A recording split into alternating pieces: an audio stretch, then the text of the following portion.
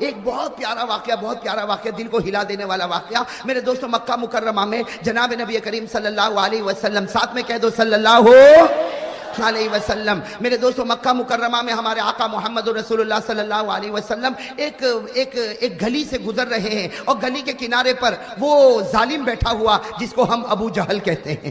گلی کے کنارے پر ابو جہل بیٹھا ہوا اور اس کے ساتھ اس کے دوست احباب بیٹھے ہوئے، اور شراب کا دورہ چل رہا، اور ہمارے آقا محمد رسول اللہ صلی اللہ علیہ وسلم وہاں سے گزر رہے۔ آپ کو معلوم ہے ہمارے نبی کی شان یہ تھی کہ آپ جب راستے سے گزرتے تھے آپ کی آنکھیں جھکی ہوئی ہوتی۔ السلام علیکم دوستو، امید کرتا ہوں آپ حضرات خیریت سے ہوں گے۔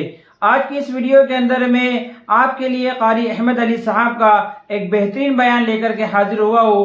امید کرتا ہوں کہ آپ حضرات کو یہ بیان بہت زیادہ پسند آئے گا، تو چلیے مل کر کے اس بیان کو دھیان توجہ کے ساتھ سنتے ہیں، انشاءاللہ بڑا فائدہ ہوگا۔ پیارا واقعہ، دل کو ہلا دینے والا واقعہ میرے دوستوں، مکہ مکرمہ میں جناب نبی کریم صلی اللہ علیہ وسلم، ساتھ میں کہہ دو صلی اللہ علیہ وسلم۔ میرے دوستوں، مکہ مکرمہ میں ہمارے آقا محمد رسول اللہ صلی اللہ علیہ وسلم ایک گلی سے گزر رہے ہیں، اور گلی کے کنارے پر وہ ظالم بیٹھا ہوا جس کو ہم ابو جہل کہتے ہیں۔ گلی کے کنارے پر ابو جہل بیٹھا ہوا اور اس کے ساتھ اس کے دوست احباب بیٹھے ہوئے، اور شراب کا دورہ چل رہا، اور ہمارے آقا محمد رسول اللہ صلی اللہ علیہ وسلم وہاں سے گزر رہے۔ آپ کو معلوم ہے ہمارے نبی کی شان یہ تھی کہ آپ جب راستے سے گزرتے تھے آپ کی آنکھیں جھکی ہوئی ہوتی، آپ کی نگاہیں جھکی ہوئی ہوتی۔ ہمارے نبی صلی اللہ علیہ وسلم اس گلی سے گزر رہے، گلی کے کنارے ابو جہل بیٹھا ہے اور اس کے دوست احباب بیٹھے ہیں۔ بس میرے دوستو، ابو جہل کی نظر پڑی کہ محمد رسول اللہ صلی اللہ علیہ وسلم گزر رہے، بس اس نے گالیاں بکنا شروع کی، بےہودہ باتیں کرنا شروع کی، اور بولتے بولتے اس نے کہنا شروع کیا، او انظروا الی محمد، ارے دیکھو یہ محمد جا رہا، یہ کہتا کہ میرے اوپر قرآن اترتا ہے، یہ کہتا ہے کہ آسمان سے اللہ اس سے باتیں کرتے، یہ کہتا ہے کہ جبرائیل اس کے پاس آتے ہیں، ارے یہ تو ایک انسان ہے اور مکہ میں پیدا ہوا، مکہ میں پیدا ہونے والے کے اوپر قرآن کیوں اترنے لگا، اللہ کیوں باتیں کرنے لگا، اور آسمان سے فرشتہ کیوں اترنے لگا۔ یہ کہہ کر زور زور سے ہنسنے لگا۔ ابو جہل بھی ہنسے، اس کے دوست بھی ہنسے، لیکن قربان جاؤ ہمارے آقا محمد رسول اللہ صلی اللہ علیہ وسلم نے کوئی جواب، اس لیے کہ قرآن بھی یہی کہتا ہے کہ جاہل کچھ بولے تو جواب مت دے، بھئی جاہل کچھ بولے تو جواب۔ اللہ نے فرمایا وَإِذَا خَاطَبَهُمُ الْجَاهِلُونَ قَالُوا سَلَامًا، اللہ فرماتے اگر کوئی جاہل تیرے سامنے کچھ بولے سلام کر کے چلا جا، آگے جواب دینے کی ضرورت نہیں۔ وَإِذَا سَمِعُوا اللَّغْوَ أَعْرَضُوا عَنْهُ وَقَالُوا لَنَا أَعْمَالُنَا وَلَكُمْ أَعْمَالُكُمْ سَلَامٌ عَلَيْكُمْ لَا نَبْتَغِي الْجَاهِلِينَ۔ اللہ فرماتے بڑے نیک ہیں وہ لوگ جو جاہلوں کی باتوں میں نہیں آتے، صاف صاف کہہ دیتے تم پر سلام، تمہاری زندگی ہم ہماری زندگی۔ تو ہمارے آقا صلی اللہ علیہ وسلم بھی مکہ کی گلی سے کہو گزر رہے، کوئی جواب دیا؟ بھئی ساتھ میں کہو کوئی جواب دیا؟ تو ابو جہل کو بڑا غصہ آیا کہ محمد کو اتنا سب بولا لیکن محمد نے کوئی جواب نہیں دیا، تو اپنے دوستوں کو کہا، 11-12 دوست سے کہا اٹھو ان کے پیچھے چلو۔ اب وہ 11-12 سب کے سب گلی کے کنارے سے نکلے اور ہمارے نبی کے پیچھے چلنے لگے اور بےہودہ باتیں کرنے لگے، گالیاں بکنے لگے، ہمارے آقا محمد رسول اللہ صلی اللہ علیہ وسلم پر پتھر مارنے لگے۔ ہمارے آقا صلی اللہ علیہ وسلم پیچھے مڑے اور کہا تم چاہتے کیا ہو، ای شیء تریدون، تم چاہتے کیا ہو؟ تو ابو جہل نے کہا ہم یہی چاہتے ہیں کہ تم ایک مرتبہ کہہ دو کہ میں نبی نہیں ہوں، تم ایک مرتبہ کہہ دو میں رسول نہیں ہوں۔ ہمارے آقا صلی اللہ علیہ وسلم کی آنکھوں میں آنسو آئے، فرمایا اگر تم لوگ ایک ہاتھ میں سورج رکھ دو اور ایک ہاتھ میں چاند رکھ دو اور کہو کہ میں یہ کہوں کہ میں نبی نہیں، میں مر سکتا لیکن کہوں گا میں نبی ہوں، میں پیغمبر ہوں، قرآن مجھ پر اترا، اللہ مجھ سے باتیں کرتا اور جبرائیل مجھ سے باتیں کرتا، اور اللہ کسی کو نبی بنائے اسے کوئی روکنے والا نہیں ہو سکتا۔ نعرہ تکبیر، نعرہ تکبیر، محمد کا دامن۔ اللہ اگر کسی کو نبی بنائے تو کوئی روک نہیں سکتا۔ تو وہ جتنے ابو جہل کے ساتھ تھے انہوں نے کہا آپ سچ بتاؤ آپ نبی ہے؟ ہمارے نبی نے کہا بے شک کہو، بے شک میں نبی ہوں۔ کہا آپ رسول ہے؟ کہا بے شک میں رسول ہوں۔ کہا اللہ آپ سے باتیں کرتے؟ کہا اللہ باتیں کرتے۔ آسمان سے فرشتہ میرے پاس آتا، میں غار حرا میں تھا، اللہ نے فرشتے کو بھیجا، اور صرف فرشتہ آتا نہیں جبرائیل آتے ہیں اور اللہ کے حکم سے میرے قدموں کو بھی چومتے ہیں۔ سبحان اللہ۔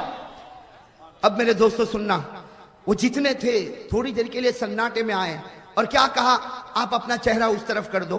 ہمارے نبی کو کہا آپ اپنا چہرہ, ہمارے آقا صلی اللہ علیہ وسلم نے کہا بھائی کیا ضرورت ہے کہ میں چہرہ اپنا دوسری طرف کر دوں؟ کہا نہیں, آپ اپنا چہرہ اس طرف کر دو, آج ہم آپ کا امتحان لینا چاہتے. قربان جاؤ, ہمارے آقا محمد رسول اللہ صلی اللہ علیہ وسلم نے اپنے چہرے انور کو پھیرا. انہوں نے جلدی جلدی اپنے ہاتھوں میں کوئی چیز کو اٹھایا, کسی نے کنکر کو اٹھایا, کسی نے پتھر کو اٹھایا, کسی نے لکڑی کو اٹھایا, کسی نے کھجور کی چھال کو اٹھایا, کسی نے مٹی کو اٹھایا. یہ 12-13 تھے, سب نے چھوٹی چھوٹی چیز کو اپنے ہاتھوں میں اٹھایا اور اپنی مٹھی کو یوں بند کر دیا اور پھر کہا اے نبی اب ہماری طرف دیکھو. ہمارے آقا صلی اللہ علیہ وسلم نے دیکھا, اب وہ 11 کے 12 سب کی مٹھی بند ہے. کسی کی مٹھی میں پتھر, کسی کی مٹھی میں کنکر, کسی کی مٹھی میں لکڑی, کسی کی مٹھی میں کھجور کی چھال, کسی کی مٹھی میں مٹی ہے, کسی کی مٹھی میں کوئی چمڑے کا ٹکڑا ہے. سب نے اپنی مٹھی کو بند کیا اور کہا اگر آپ نبی ہے, اگر آپ پیغمبر ہے, اگر قرآن آپ پر اترتا ہے, اگر اللہ آپ سے باتیں کرتے ہیں, اگر جبرائیل آپ کے پاس آتے ہیں تو بتاؤ ہماری مٹھی میں کیا ہے. اگر بتاؤ گے تو ہم آپ کو نبی مانیں گے اور اگر نہیں بتاؤ گے تو ذلیل کر کے آپ کو مکہ سے نکال دیں گے. میرے دوستو, میں آپ سے پوچھتا ہوں کیسا کڑا امتحان ہوگا؟ ارے ہوگا کہ نہیں ہوگا؟ قربان جاؤ میرے دوستو, حدیث پاک سنو. حدیث پاک میں کیا لکھا؟ فتبسم رسول اللہ صلی اللہ علیہ وسلم, فتبسم رسول اللہ صلی اللہ علیہ وسلم. ہمارے نبی ان 11-12 کی طرف دیکھ کر مسکرانے لگے. کہو سبحان اللہ. آپ تو مسکراتے تھے تو جنت بھی جوانی آ جاتی تھی. ہمارے آقا صلی اللہ علیہ وسلم نے 11-12 کو دیکھا اور مسکرا کر کہنے لگے جو نبی آسمان کی باتیں بتاتا ہو وہ یہ کیوں نہیں بتا سکتا کہ تیری مٹھی میں کیا ہے؟ سبحان اللہ. جو نبی آسمان کی باتیں بتاتا ہو, جو نبی جبرائیل سے باتیں لیتا ہو, جو نبی پروردگار سے باتیں کرتا ہو, وہ یہ کیوں نہیں بتا سکتا کہ تیری مٹھی میں کیا, تیری مٹھی میں کیا, تیری مٹھی میں کیا؟ ہمارے نبی نے مسکرا کر کہا کمال یہ نہیں کہ میں بتاؤں تمہاری مٹھی میں کیا ہے, کمال یہ ہوگا کہ تمہاری مٹھی میں جو چیز ہے وہ بتائے گی کہ میں کون ہوں. سبحان اللہ, سبحان اللہ.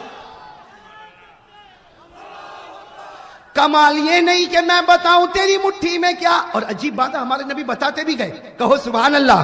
کہا کمال یہ نہیں کہ میں بتاؤں تیری مٹھی میں کیا, تیری مٹھی میں کنکر ہوگا, اس کی مٹھی میں حقیقت میں کنکر ہے. تیری مٹھی میں پتھر ہوگا, تیری مٹھی میں لکڑی کا ٹکڑا ہوگا, تیری مٹھی میں چمڑے کا ٹکڑا ہوگا, تیری مٹھی میں کھجور کی چھال ہوگی. کہا کمال یہ نہیں کہ میں بتاؤں تیری مٹھی میں کیا, تمہاری مٹھی خود بتائے گی کہ میں کون ہوں. ہمارے نبی نے اتنا فرمایا. کتنے تھے؟ 11-12 تھے نا.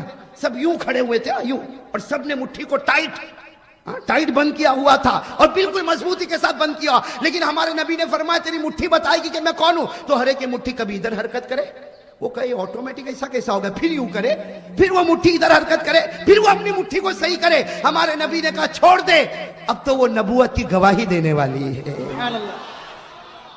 اب تو وہ نبوت کی گواہی دینے والی. میرے دوستو, ہمارے نبی نے صرف اتنا کہا, ہر مٹھی کے اندر سے آواز آئی. میرے احمد آباد کے بھائیوں, دل کھول کر وہ آواز بتاؤ جو آواز ہر مٹھی میں سے آئی ہے. کیا آواز آئی؟ اشہد ان لا الہ الا اللہ واشہد ان محمد رسول اللہ. ہر مٹھی نے کہا ہم گواہی دیتے کوئی معبود نہیں مگر اللہ, اور یہ اللہ کا رسول ہے. اور ہر مٹھی سے آواز آئی, جس نے محمد کا دامن پکڑا وہ جنتی بن گیا, جس نے محمد کا دامن چھوڑا وہ جہنمی بن گیا. میرے دوستو کتنے تھے؟ 11-12 تھے نا. جب سب کی مٹھی سے آواز آنے لگی تو سب نے کہا, سب نے, صرف ابو جہل نہیں, باقی جتنے تھے سب نے ایک آواز کہا کہ اگر بے جان کنکر, اگر بے جان پتھر, اگر بے جان لکڑی, اگر بے جان کھجور کی چھال, اگر بے جان چمڑے کا ٹکڑا یہ نبی کو پہچان سکتا, ہم جان والے کیوں نہیں پہچان سکتے؟ 12 کے 12 نے ایمان قبول کر لیا. نعرہ تکبیر, نعرہ تکبیر, محمد کا دامن. لیکن ایک نے ایمان قبول نہیں کیا. کون؟ ابو جہل نے ایمان قبول نہیں کیا. تو ہمارے آقا محمد رسول اللہ صلی اللہ علیہ وسلم کی آنکھوں میں آنسو آ گئے.